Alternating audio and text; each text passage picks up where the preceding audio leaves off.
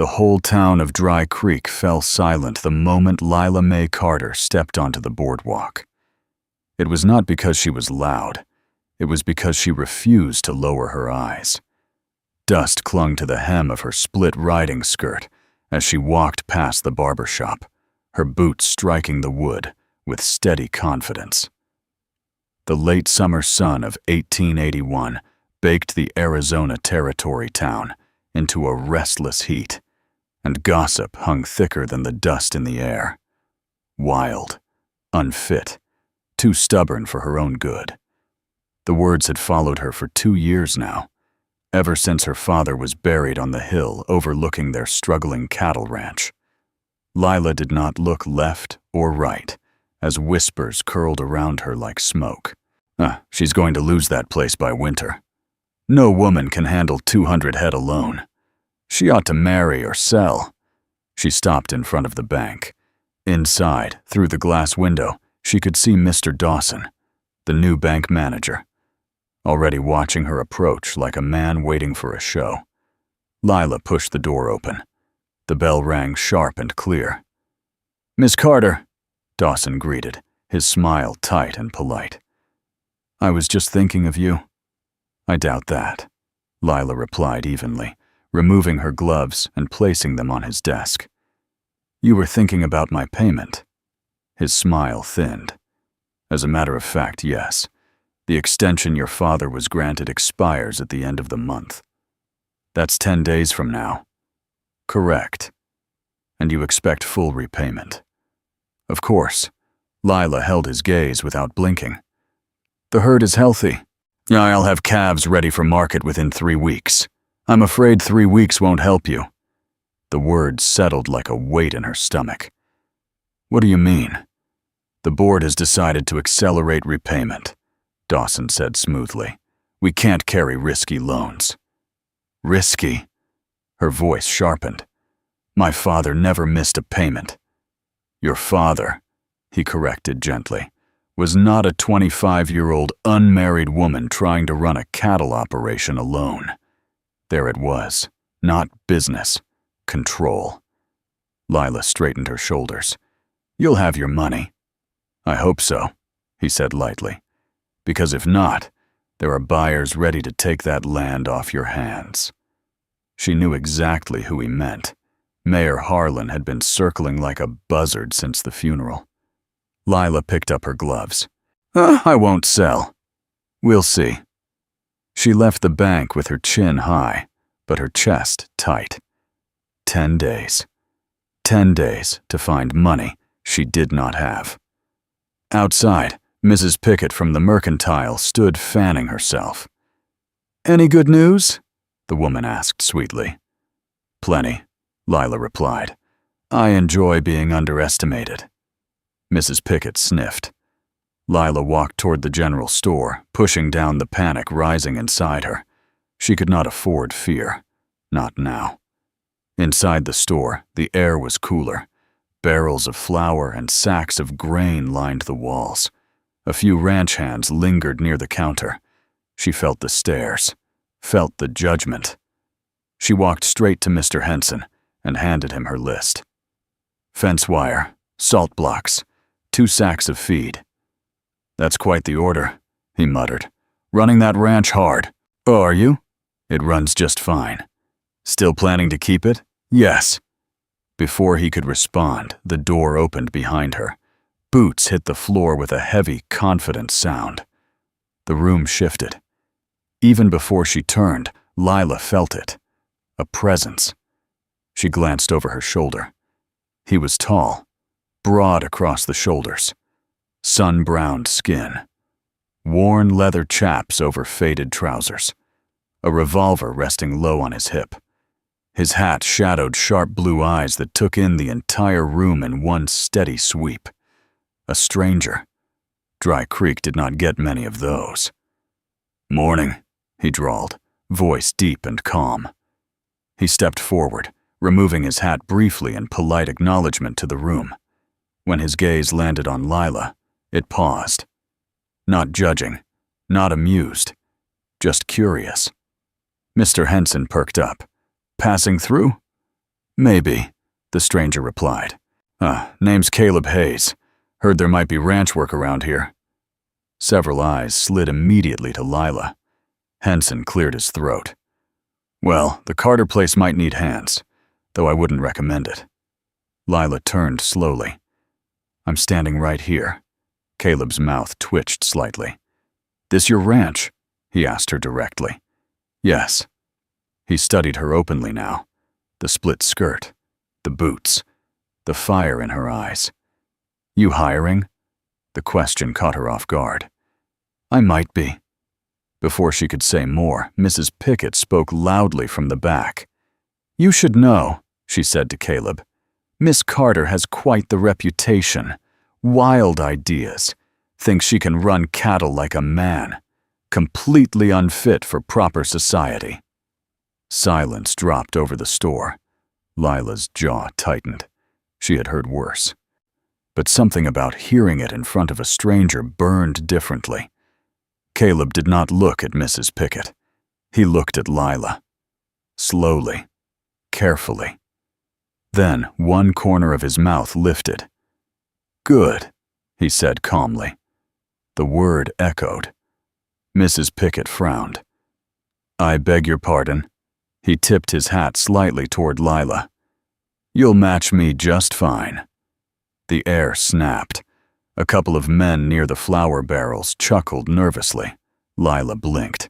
Excuse me, she asked. I don't much care for proper society, Caleb continued. I care about hard work. If you're running cattle and need hands, that's all I need to know. He turned fully toward her. You looking for someone who knows how to handle a herd? Lila searched his face for mockery. Found none. I pay $20 a month, she said evenly.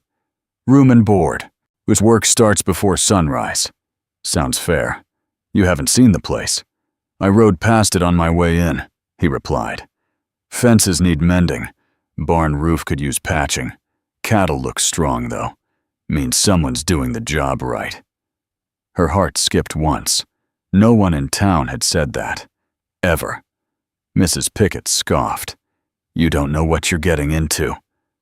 Caleb finally glanced her way. Ma'am, he said politely, I've never been afraid of a little wild. Lila felt something shift inside her. Not trust. Not yet. But something close to hope. Finish your business, she told him. My ranch is 5 miles west. If you're serious, you can find me there. His eyes held hers a second longer than necessary. I'll be there. As she stepped out of the store, whispers rose behind her. She did not care, but for the first time in months, the weight on her shoulders felt lighter. She had hired a stranger, a man with steady eyes and dangerous confidence. It might save her ranch, or it might ruin her. But one thing was certain. Dry Creek would be talking by sundown.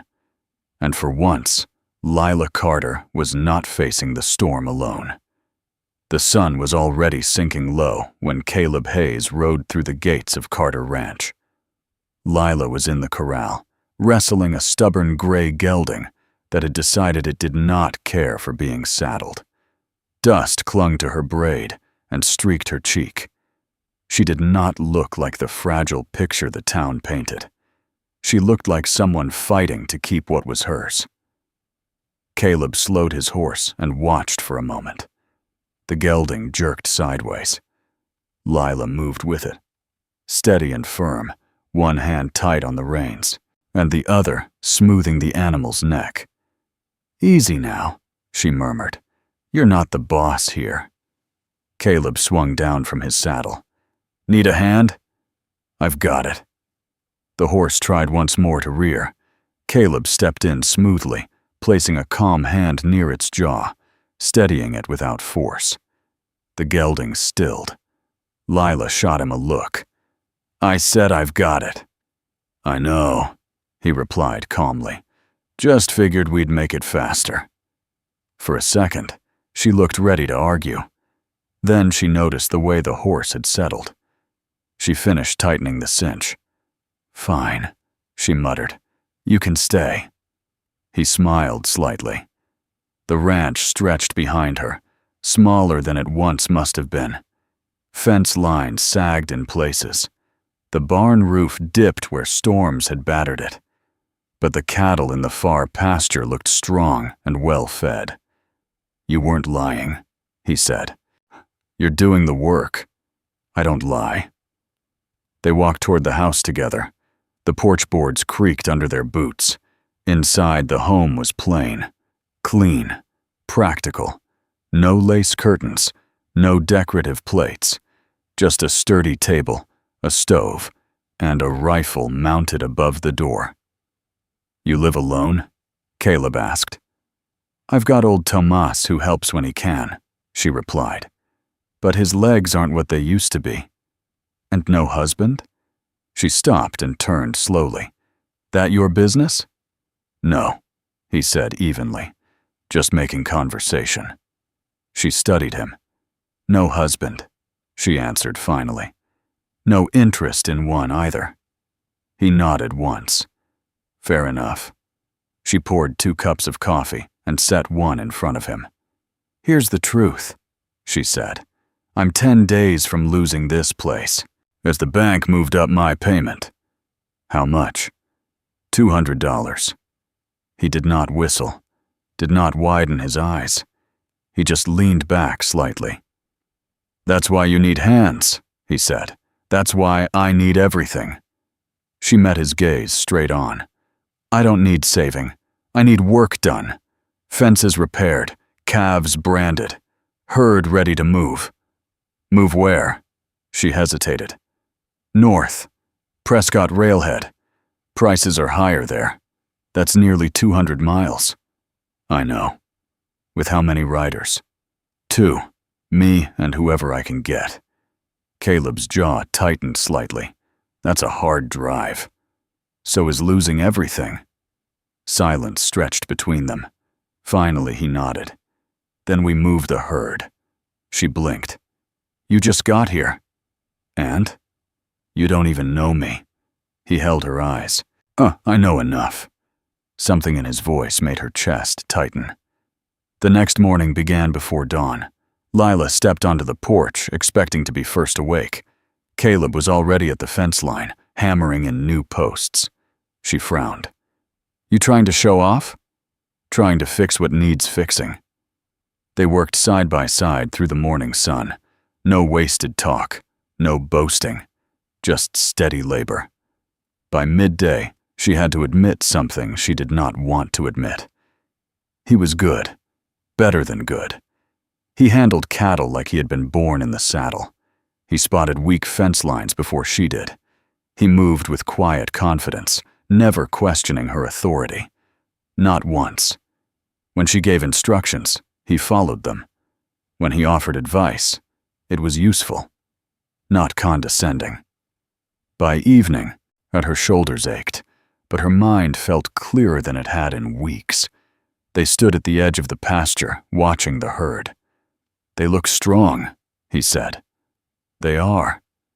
"Then why do you look like you're carrying the world?" She did not answer right away. "Because I am." He studied her profile. "You're not unfit," he said quietly. She laughed dryly. "You don't even know what they say." "I heard enough." She turned toward him. "And?" "And I think they're afraid of you." Her breath caught. "Afraid? Of someone who doesn't bow." The wind lifted loose strands of her hair. For a moment, neither spoke. Then, hoofbeats shattered the calm. A rider approached fast. Lila's stomach dropped when she recognized the bank manager's coat. Dawson pulled his horse to a stop in a cloud of dust. "Miss Carter," he called sharply. "We need to talk." She walked forward, chin high. "About what?" "Your loan. I've got 10 days. That was before this afternoon." Ice slid down her spine. "What are you talking about?" "The board reviewed your case again. Payment is now due in 5 days." 5? Her voice went cold. "You said 10. Circumstances change." "No," she said evenly. "You changed them. His eyes flicked to Caleb. "Careful who you bring onto your land, Miss Carter. You don't want your reputation getting worse." Caleb stepped forward slowly. "Sir," he said calmly, "her reputation seems just fine to me." Dawson's lips tightened. 5 days, he repeated, "or foreclosure begins." He turned his horse and rode away. Dust settled slowly in the silence he left behind. Lila stood very still. 5 days. Her chest felt tight, and her hands trembled slightly before she forced them still. Caleb moved beside her. "We'll make it," he said. "You don't know that." "I know you." She turned sharply. "You barely do." "I know you won't quit." For a second, she looked like she might break. Instead, she straightened. "We leave in 2 days," she said firmly. "Drive the herd north. We make the railhead in time, sell fast, ride back." "That's pushing hard." "So am I." His eyes held hers. "You almost look excited." She gave a thin smile. "I am." "Why?" "Because they think I'll fail." His mouth curved slightly. "Good." She tilted her head. "Good? You'll match me just fine." Something flickered between them again. Stronger this time. Not just respect. Not just partnership. Something dangerous. Something neither of them named. The sun dipped below the horizon. 5 days. 2 riders. 200 miles. A desperate gamble. And a cowboy who did not look at her like she was wild and unfit. He looked at her like she was exactly what he had been waiting for. "Wait, before we move on, what do you think about the story so far? Drop your thoughts in the comments, I'm really curious to know." The herd left Carter Ranch before sunrise. Dust rolled behind them as 180 head of cattle moved north under a sky painted in pale gold. Lila rode at the front. Caleb rode beside her. No speeches, no hesitation, just purpose. 5 days. That was all the bank had given her. 5 days to cross rough Arizona land, avoid storms, keep cattle together, and reach Prescott Railhead before foreclosure papers were signed in Dry Creek. The first day passed steady but tense. The cattle were strong, but pushing them hard meant risk. If they scattered, if one storm hit wrong, if a single steer broke a leg, she would lose time she did not have. By the second night, the air shifted. Clouds rolled in heavy and low. "Storm's building," Caleb muttered, watching the horizon. "We don't stop," Lila replied. "We don't have to stop, but we need to tighten the herd." Thunder cracked across the plains. The cattle grew restless. Rain fell hard and fast. Visibility dropped. The ground turned slick. Then it happened. One bolt of lightning split the sky so close it shook the earth. The herd exploded into motion. "Stampede!" Caleb shouted. Lila's heart slammed against her ribs. The cattle surged forward in blind panic, hooves pounding like thunder across the earth. What if they scattered? It was over. She drove her mare forward without thinking. Caleb rode hard at her side. "Cut them left!" he shouted. "I see it!" Ahead, she spotted danger. A shallow ravine hidden by grass and rain. If the lead steers went over, dozens would follow. Without hesitation, she spurred her horse straight toward the front of the stampede. She fired her revolver into the air. The sharp cracks cut through the storm. The lead cattle hesitated for half a second. Caleb reached the front line at the same moment, turning his buckskin sideways, forcing the leaders to veer. Mud splashed. Hooves slipped. But slowly, the herd curved away from the ravine. Lila's horse stumbled. For one breathless second, she felt herself tipping. Strong hands caught her reins. Caleb steadied her mount. You with me?" he shouted over the rain. "Always!" Together, They drove the herd back into a tight circle. The storm raged another hour before easing into steady rain. When it finally passed, both of them were soaked to the bone, but the herd was intact. Lila slid from her saddle, legs shaking. She turned slowly, scanning the cattle. All there, all alive. She let out a breath she had been holding for miles. Caleb walked toward her. "You're either the bravest woman I've ever met," he said quietly, "or the most stubborn." "Both," she replied. He laughed, low and warm. Then his expression shifted. "You could have been trampled." "So could you." His voice softened. "I don't scare easy, but losing you would have done it." The words hung heavy in the damp air. She stared at him. Rain dripped from his hat brim, while his blue eyes were steady, not joking, not teasing, real. Her pulse quickened. "You barely know me," she said, though her voice lacked strength. "I know enough." Silence stretched. The storm clouds drifted east. Stars began to show. They reached Prescott on the 4th day. Dusty, exhausted, mud-streaked, but on time. The rail yard buzzed with activity. Buyers circled the herd, inspecting muscle, weight, condition. Lila stood tall through every negotiation. No hesitation, no apology. When the final offer came, she did not flinch. $23 per head, more than she had hoped. Caleb watched her as she signed the bill of sale, watched the moment her fingers closed around the thick envelope of cash. She had done it, not because someone saved her, but because she refused to quit. They rode back hard, sat 2 days without sleep, worth mentioning. When they reached Dry Creek, dust followed them down the main street. Whispers rose immediately. She did not slow. She rode straight to the bank. Caleb dismounted beside her. Inside, Dawson looked up. His expression shifted from confidence to confusion. "You're back early," he said carefully. Lila stepped forward and placed the envelope on his desk. "Count it." He did. Twice. $200. In full. His face went pale.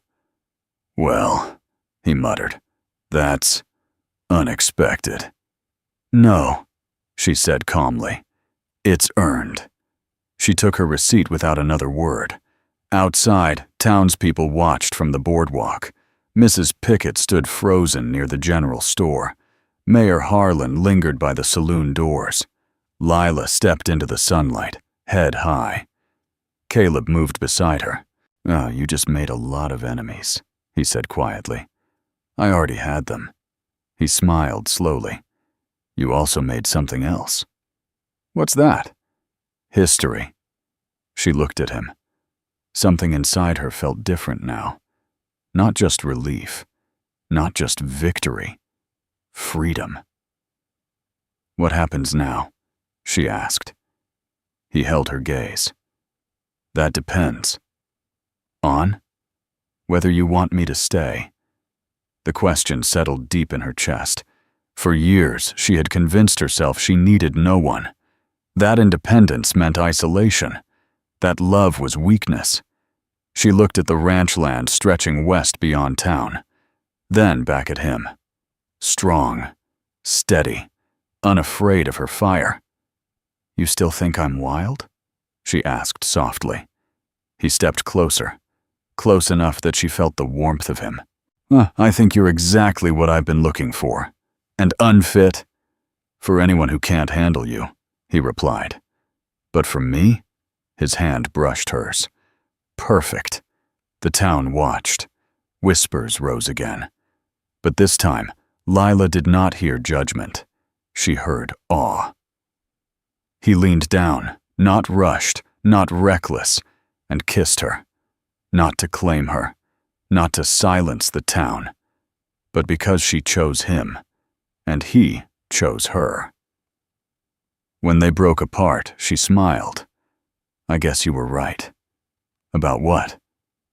"Good," she said softly. "You'll match me just fine." A year later, Carter Ranch doubled in size. 3 years later, the town no longer called her wild with disapproval. They called her wild with respect. And every time someone whispered that she had been unfit for society, the cowboy beside her would just smile. Because sometimes, the world is wrong. And sometimes, two people who do not fit the mold fit each other perfectly. And that is more than enough.